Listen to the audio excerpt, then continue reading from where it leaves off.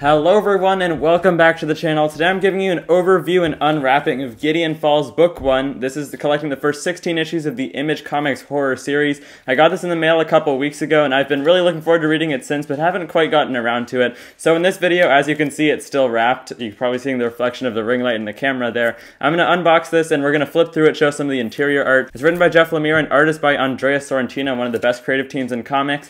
I just read The Passageway by them, which we'll talk about a little bit later. But let's just skip right into unwrapping this.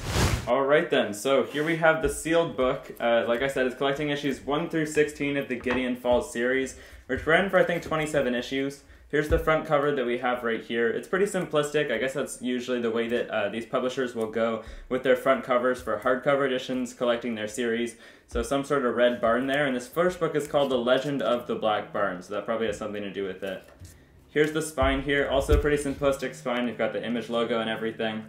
And then we've also got the back here. Super creepy little back cover there with some excerpts, and you can see it's collecting issues 1 through 16, like I said. So a pretty good amount of content collected in this first hardcover. But now that I've shown you guys all those sides of the book, let's open it up.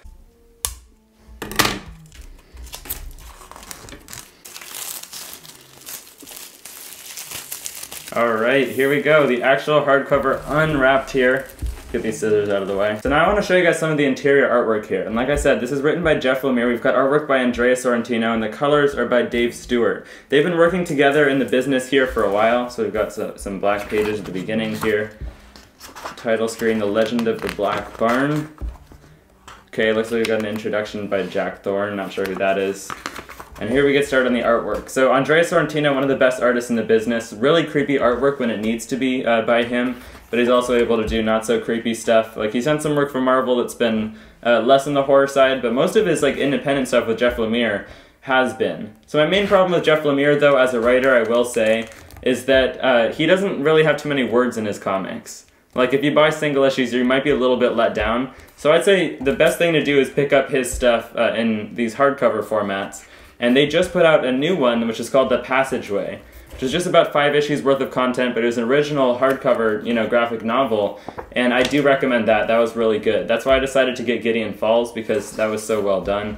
And yeah, white pages here, I don't know what that means, but I can't tell you guys too much about this. I know it has to do with some sort of creepy town. There's a black barn in the town that relates to something somehow, and it ends up becoming this horrific, super trippy tale.